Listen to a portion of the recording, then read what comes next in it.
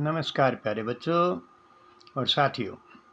जैसा आपने पिछली वीडियो में देखा था कि समास और उसके भेद, उसी कड़ी को आगे बढ़ाते हुए आज हम व्याकरण के एक और नए विषय को लेकर आए हैं जिसका नाम है संधि।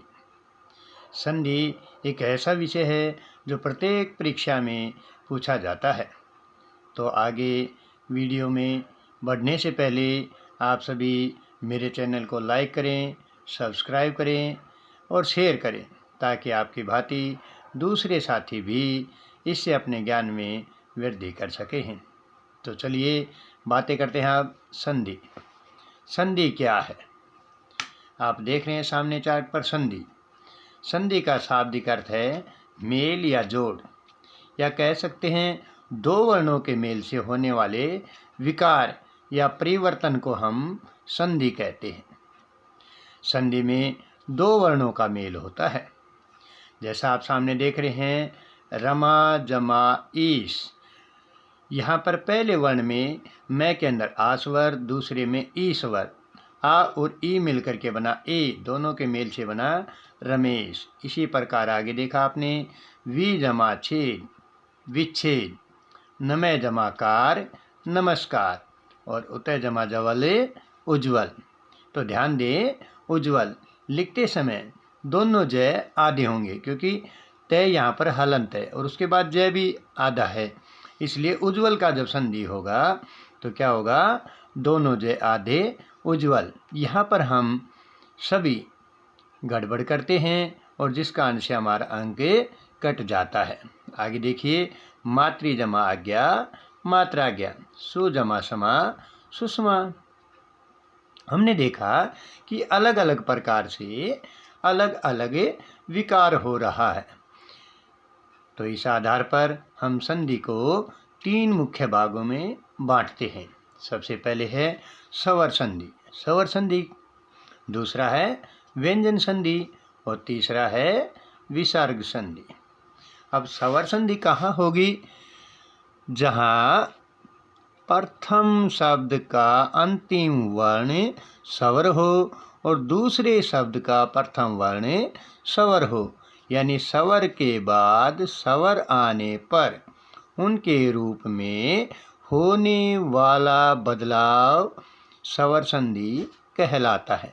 जैसे उदाहरण में आप देख रहे हैं नी जमा ऊन, यहाँ ई यहाँ ऊ दोनों के मेल से बना ये जमा ऊ यू, क्या हो गया? न्यून। इसी प्रकार से व्यंजन संधि क्या होगी? व्यंजन के बाद स्वर या व्यंजन आने पर उसके रूप में होने वाला परिवर्तन व्यंजन संधि कहलाता है। कैसे?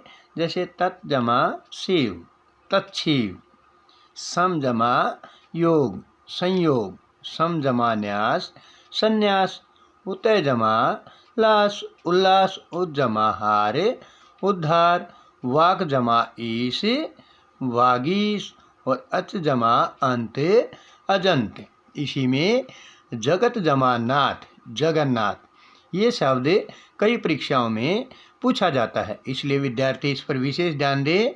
जगत जमा नाथ, जगन्नाथ, और री जमा न ऋण, ये भी पूछा जाता है, री जमा न ऋण। यहाँ पर दो परिवर्तन हैं। री रे के बाद अगर न आ जाता है तो न की ध्वनि अणे में बदल जाती है, इसलिए यहाँ पर री जमा न ऋण है। इसी तरह से विसर्ग संधि, विसर्ग यानी दो खड़े बिंदुओं को हम विसर्ग कहते हैं। विसर्ग के बाद अगर स्वर या व्यंजन आ जाए और उसके रूप में जो बदलाव होता है वह कहलाता है विसर्ग संधि। किस तरह से? देखिए निह जमा फल, निष्फल, मन जमा हरे, मनोहर, आशीह जमा वादे, आशीर्वाद, नी जमा रोग, निरोग, और नी जमा चले, निश्चल। हमने यहाँ देखा कि पहले उदाहरण में विसर्ग के बाद फ आने पर मूर्धन्य स में बदलाव हुआ विसर्ग का। तो दूसरे में हमने देखा विसर्ग के बाद है आया तो विसर्ग का ओ में बदलाव हुआ। तीसरे में हमने देखा विसर्ग के बाद व आने पर विसर्ग का र में बदलाव हुआ। और चौथे उदाहरण में हमने देखा नी जमा रोग, यहाँ पर केवल प्रथम जो पूर्व स्वर था वह दीर्घ हो गया और विसर्ग का लोप हो गया। इसी तरह अंतिम उदाहरण में हमने देखा नी जमा चल के अंदर विसर्ग का तालव्य श में परिवर्तन। इस तरह से ये अलग अलग बदलाव क्यों हुए, इसकी पूरी चर्चा हम अगली वीडियो में करेंगे। अब आते हैं हम स्वर संधि। स्वर संधि में क्या है? स्वर संधि के हमने 5 अलग अलग भेदों का वर्णन किया है। सबसे पहले आते हम बात करते हैं दीर्घ संधि की। आप देखिए पहला जो भेद है स्वर संधि का वो है दीर्घ संधि।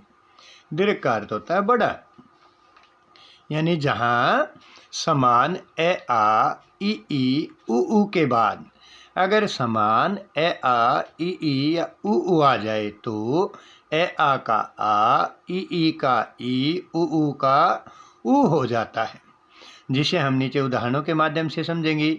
सबसे पहला उदाहरण है परम जमा अणु। यहाँ पर अंतिम ए जमा ए मिलके आ हो गया और परम जमा अणु से बन गया परमाणु। इसी प्रकार कवि जमा इंदर, यहाँ भी छोटी ई है आपकी और उसके बाद भी ई है, तो दोनों के मेल से हो गया ई, कवि जमा इंदरे कविंदर। इसी कड़ी में आता है कपि जमा ई से कपीस, रवि जमा इंदरे रविंदर। नीचे आप देखिए लघु जमा उत्तर, यहाँ भी उ, दोनों के मेल से बन गया उ, यानी लघु जमा उत्तर लघुत्तर। यहाँ आता आपका वधु जमा उत्सव वधुत्सव। तो दूसरा हमारा भेद है गुण संधि। गुण संधि में क्या होता है? ए आ के बाद ई उ या री आ जाए तो ए आ का ए, ई का ए, उ का ओ और री का अर हो जाता है। हमने देखा नर जमा ईस, यहाँ ए है नर में और ईस में ई है, दोनों के मेल से बना ए, तो नर जमा ई से नरेश। इसी में पूछा जाता है महा जमा ई से महेश, रमा जमा ई से रमेश। आगे है सूर्य जमा उदय, यहाँ पर ए यहाँ उ, दोनों के मेल से बना ओ, सूर्य जमा उदय सूर्योदय। यहाँ आ जाता है महा जमा उदय महोदय। नीचे देखिए महा जमा ऋषि, यहाँ पर आ यहाँ री, दोनों के मेल से बना अर, महा जमा ऋषि महर्षि। इसी में आता है सप्त जमा ऋषि सप्तऋषि, देव जमा ऋषि देवर्षि। अब आते हैं हम तीसरे भेद वृद्धि संधि। वृद्धि संधि क्या है? हमने देखा ऐसे लेके री तक पहुंच गए। अगली में आते हैं वृद्धि के अंदर क्या होता है। आप देखिए वृद्धि संधि में होता है कि यदि ए आई ओ औ,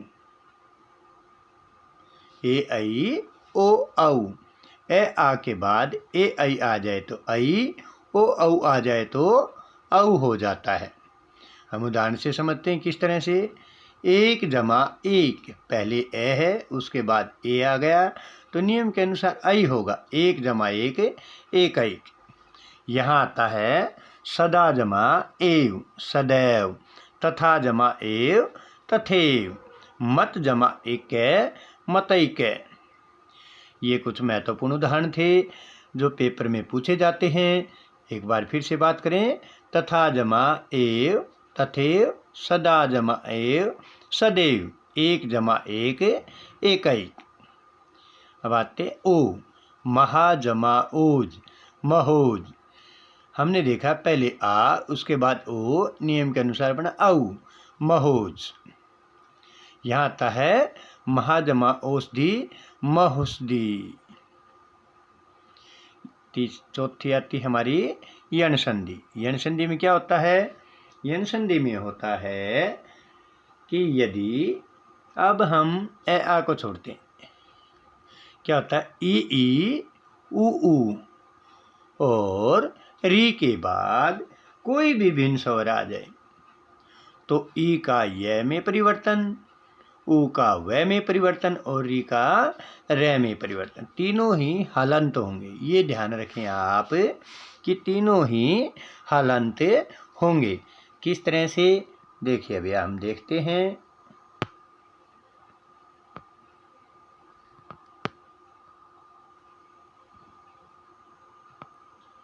हाँ, तो कैसे हलंत होंगे देखिए।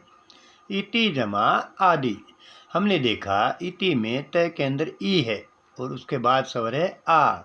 नियम के अनुसार ई का होगा यह, तो क्या हो गया, इति जमा आदि इत्यादि, इति जमा आदि इत्यादि। इसी प्रकार से प्रति जमा एक, कई पेपरों में पूछा जाता है प्रत्येक, एक इसी में आता है प्रति जमा उत्तरे प्रत्युत्तर, एक इसी में आता है वि जमा उत्पन्न व्युत्पन्न। और इसके बाद है ऊ के बाद अगर भिन्न स्वर आ जाए तो ऊ का परिवर्तन होता है व में। हम देखते हैं नीचे, सु जमा आगत सवागत, ऊ जमा आ व जमा आ सवागत, सु जमा आगत सवागत। अनु जमा अय अन्वय, अनु जमा अय अन्वय इसी के अंदर आता है। अनु जमा ऐषण अन्वेषण, ये भी दोनों ही अनु जमा अय अन्वय और अनु जमा ऐषण, ये दोनों यण संधि के उदाहरण हैं जो कई परीक्षाओं में पूछे जाते हैं। अब आते हैं री का र में कैसे परिवर्तन। आप देखिए, मातृ जमा आज्ञा, हमने ऊपर दिया था उदाहरण, मात्र आज्ञा, पितृ जमा आज्ञा पितराज्ञा, मातृ जमा इच्छा मातृइच्छा, पितृ जमा इच्छा पितृइच्छा। इस तरह से हमारी ये थी यण संधि। और आखिरी स्वर संधि में है अयादि संधि, अयादि। यहाँ क्या होगा, ए आई ओ औ के बाद यदि भिन्न स्वर आ जाए तो ए का अय, आई का आय, ओ का औ, औ का आओ में परिवर्तन होता है। कैसे, ने जमा अन नयन, ए जमा ए अय। अब न से ए निकल गया तो न आता था, लेकिन अय का ए मिलने के कारण ये हो गया पूरा और नयन। इसी प्रकार से नई जमा अक नायक, गई जमा अक गायक, से जमा अन शयन। इसी तरह से ओ का आओ, पो जमा अन पवन, पौ जमा अन पावन। इसी में सबसे महत्वपूर्ण जो परीक्षा में आता है, रऊ जमा अन रावण। क्या है, एक बार फिर देखिए, रऊ जमा अन रावण। ये कई परीक्षाओं में पूछा गया है। इसी में पौ जमा अक आ जाए तो क्या हो जाएगा, पावक, धऊ जमा अक धावक, नई जमा अक, नई जमा अक नायक। इस चीज को याद रखें, नई जमा अक नायक और पौ जमा अक पावक। इस प्रकार से हमारा ये संधि का, स्वर संधि का जो भाग था वो पूर्ण होता है। आशा है आपको समझ आई होगी। आप अगर कोई भी प्रश्न पूछते हैं तो आप इसके व्हाट्सअप नंबर है 9813397528, इस पर पूछ सकते हैं। हमारा चैनल जो है उसका नाम आपने देख लिया, विनोद राजोती, इस पर भी आप अपने प्रश्न पूछ सकते हैं। इसी के साथ एक बार फिर से आप सभी का धन्यवाद।